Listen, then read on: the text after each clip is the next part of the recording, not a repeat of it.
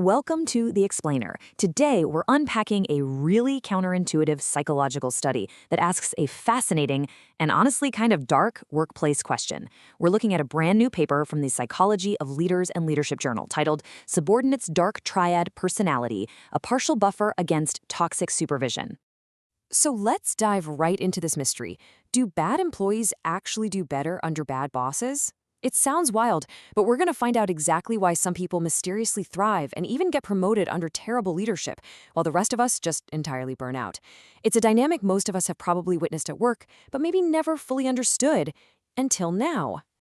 But hey, before we look at the employees, let's set the stakes here. Abusive supervision alone costs organizations roughly $23.8 billion every single year. Yeah, billion with a B. And when you consider that roughly 1 out of every 9 employees is currently reporting to a toxic leader, this isn't just some niche HR problem, right? It is a massive, systemic drain on productivity, mental health, and honestly, the global economy.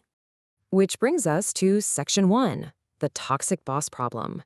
The absolute key here is understanding exactly how these toxic leaders operate. Because toxic isn't just a corporate buzzword. Researchers break it down into very specific, measurable behaviors. Generally, it falls into a few camps. First up, we have abusive supervision. These are your overtly hostile verbal and nonverbal actions. Think of the boss who yells, humiliates, or intimidates people. Contrast that with exploitative supervision. These bosses are way more calculated. They aren't necessarily screaming at you. Instead, they're engaging in highly self-interested behavior, like stealing credit for your hard work just to bump up their own status. And that brilliantly illustrates the third dimension of bad leadership the researchers identified: psychopathic supervisors. These leaders exhibit extreme, callous behaviors. We're talking committing fraud, modeling unethical behavior, and showing literally zero empathy for distressed employees. They'll make up totally nonsensical explanations for their actions and genuinely believe that company rules are, well, optional for them. All right, Section 2, meet the Dark Triad. Now that we know our villains, let's look at the suspects in our mystery, the employees themselves. These are the traits that historically make someone a very difficult coworker, but as we're going to see, might actually be their superpower in a toxic environment. First up in the triad is Machiavellianism. This is an amoral, manipulative, and highly cynical disposition. Machiavellian employees expect manipulation to be the absolute norm. Because they already believe the workplace is just this cold, calculated game, they can remain completely detached. They stay strategic, focusing purely on bottom-line outcomes, even when everyone else is completely stressed out by a bad boss. Next is narcissism. This one is characterized by grandiose entitlement, a huge need for power, and really high self-assuredness. Narcissistic employees have an incredibly stable reserve of confidence and ego. Because they are so externally motivated by status seeking, their internal sense of self-worth doesn't easily crack under the pressure of a supervisor who's trying to put them down. And the final piece of the puzzle is psychopathy. This involves callousness, recklessness, antisocial tendencies, and just a severe insensitivity to the feelings of others. Employees with high psychopathy basically ignore communal outcomes entirely. They really aren't bothered by hostility from a boss because, well, they themselves are perfectly willing to use aggressive tactics to get ahead. Section 3, the energy battery theory. To understand how these dark traits interact with bad bosses, we need to talk about managing mental energy. Because the real battleground here isn't physical, it's psychological. The researchers use something called the conservation of resources, or COR theory. It's the psychological principle stating that we're all highly motivated to gain, protect, and conserve valuable resources. Things like your daily energy, your self-esteem, and your workplace status. Think of your professional confidence and mental energy like a battery on your phone. Every single day, you are constantly trying to keep it charged up and actively preventing it from draining.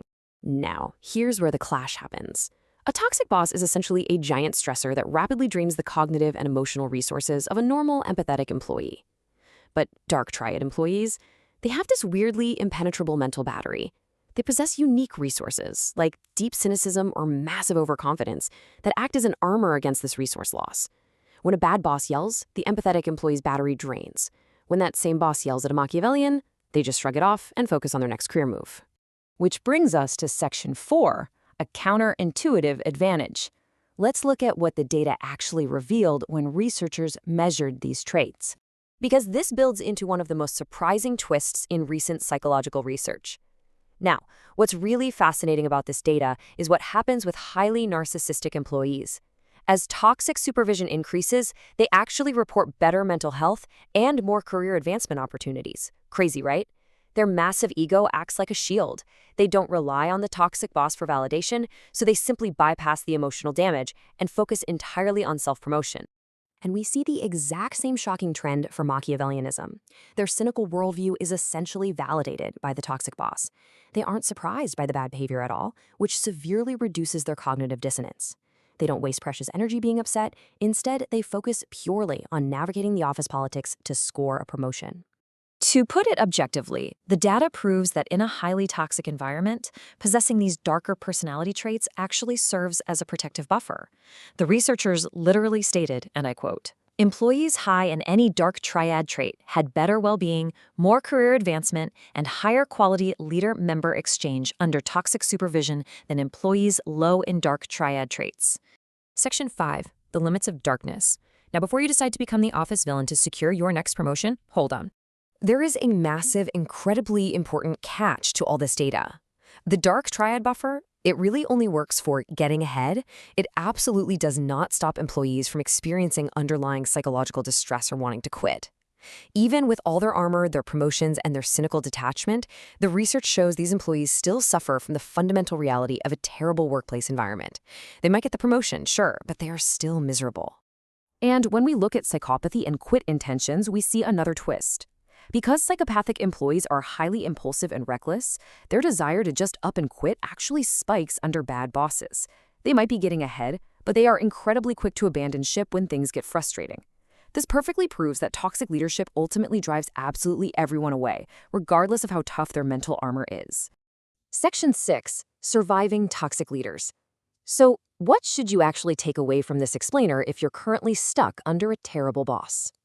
Well, the researchers make it very clear. You definitely shouldn't become toxic yourself. Instead, we can actually extract the functional, healthy benefits of these traits without, becoming bad people. We can adopt the strategic focus of a Machiavellian by focusing strictly on bottom-line tasks and separating our emotional well-being from the office drama. We can mimic the independent self-assuredness of a narcissist by uncoupling our self-worth from our supervisor's validation. You can actively build your own external self-confidence through independent skills training and self-leadership. That's how you protect your mental battery. And for organizations, the playbook to fix this is clear. You've got to proactively and regularly assess subordinates' perceptions of their leaders using multi-source data like peer evaluations. You need strict checks and balances to monitor supervisor behavior to catch those exploitative and psychopathic tendencies early.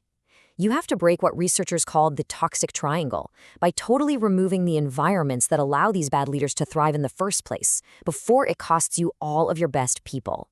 We've seen how these highly unusual, dark traits can act as a strange sort of workplace shield. But I'll leave you with this final thought. You don't need to be toxic to survive. What positive, healthy mental resources, like strategic focus or independent self-confidence, can you start charging up right now to make your own mental battery unbreakable? Thanks for joining me on this explainer, and keep learning.